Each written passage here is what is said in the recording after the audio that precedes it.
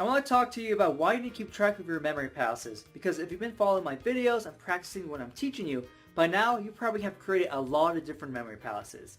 So right now, you have two different memory palaces. The first type is a memory palace that is completely empty. There is no information, no images or stories in the locations.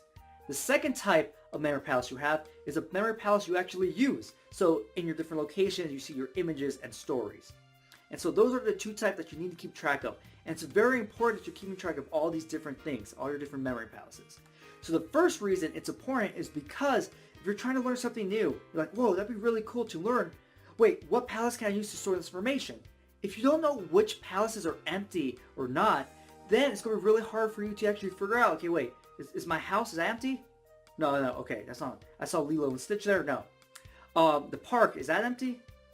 No, I see a dog flying on a chalupa. And so, you're going to have problems trying to figure out which ones are empty so you can learn that information.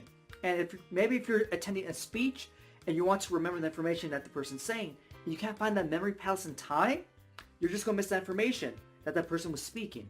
And so it's really important to know which ones are empty and which ones are not. The second reason it's important to keep track of your memory palaces is because if you probably stored information in a palace, you want to remember that information for a while, right? Only makes sense. Why are you going to store information in a memory palace if you're just going to forget it? And so it's really important that you're reviewing the information in these palaces that you have information in. Because what's going to happen over time is, over time, your images and stories are going to disappear.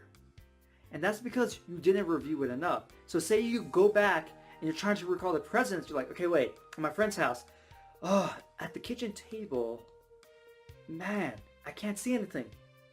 Maybe Thomas the Train was there, maybe? Thomas Jefferson? Thomas the Train? Okay, maybe Thomas the Train was there? Great, I'm not sure.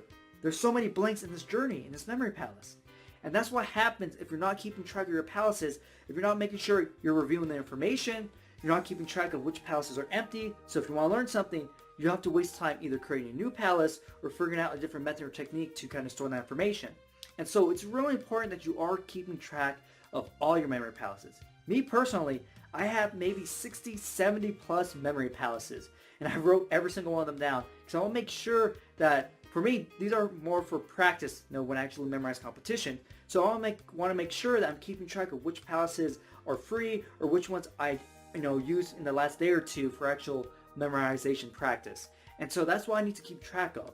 And so you probably want to do the same. And that's what I recommend for you to do. And if you haven't, split them up to those two categories. Which memory palaces I have empty, which memory palaces I have information in, and then you could also go one step further and write which palace has which information in it. That'll make it a little bit easier for you too. And so this is something I want to talk to you about because it's really important, especially when you start building a lot of memory palaces, because eventually, if you keep adding to it, if you keep learning new information, which I highly recommend you do, you're probably going to have hundreds of memory palaces, so it's very important to keep track of them. And so hopefully you found this video useful, and I'll see you next time. Subscribe to my channel for more videos on memory techniques, how to do better in school, memory challenges, updates, and much more.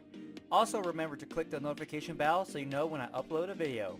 You can follow me on Facebook and Twitter, the links are down below in the description.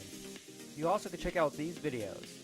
If you want to learn all the memory techniques and learn how to apply them to all sorts of information, or if you want to start competing in memory competitions, you can check out my programs down below in the description. Look forward to my next video and get ready to get the best memory of your life.